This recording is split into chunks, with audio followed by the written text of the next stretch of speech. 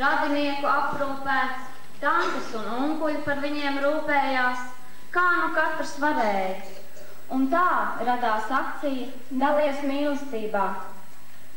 Un viņš aizgāja uz akciju un ieguva savu vēstuļu draudzeni, un arī, kā redzams, šoreiz šim bērnam ir norunāta pirmā tikšanās.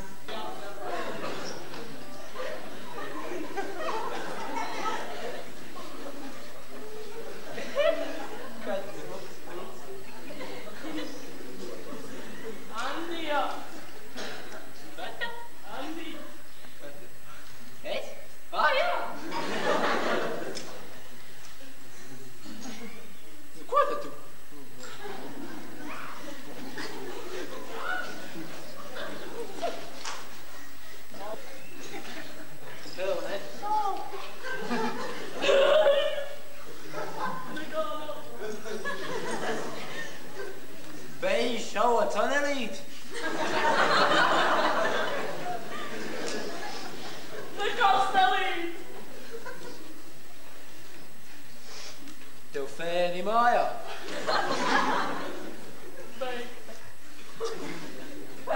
Banāns ir. Tā, es jums gadījumu iz dzīves izstāstīšu. Kādreiz dzīvoja jauneklis un jaunība. Viņi, jūs jau paši saprotat, briesmīgi viens otrā ieskatījās, rekā samīlējās.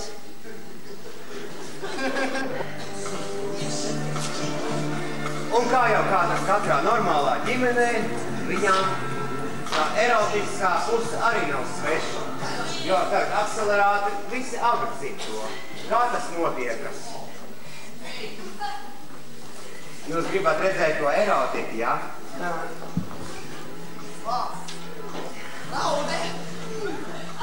Šī tā erotika, ko jūs redzat un ko jūs neredzat, domājiet paši. Cili viņu nūst! Kā kārtīgās ģimenēs viss ir noticis un viss ir pagājis. Par cik mēs dzīvojam Kurzemes reģionā, mums netāli skrundas lokātors. Visiem.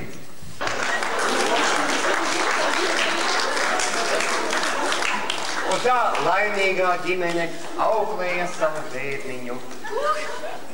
Un kā parasti visās ģimenēs viņi gaidīja pirmo vārdiņu, ko bērniņš izteiks. Pirmais vārdiņš bija Ama!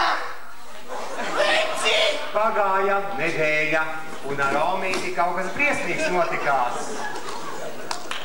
Lai viņai vieglas smiltis. Otrais vārdiņš, ko bērniņš izteica, bija Apa! Jā, nu rūpes ir liels, vai ne? Paši saprotiet. Bet tas nekas, ar to nekas nav beidzies. Nākamais vārdiņš, ko bērniņš izteica, bija Mama! Un tā nelaimīgais spēkis paliek viens pats.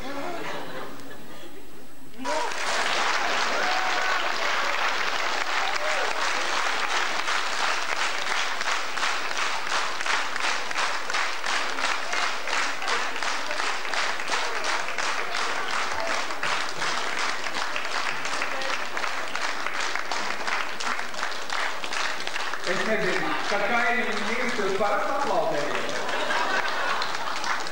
Droši vien, tieši tādi, ja tur ir kaut kāds tās indijas, ja?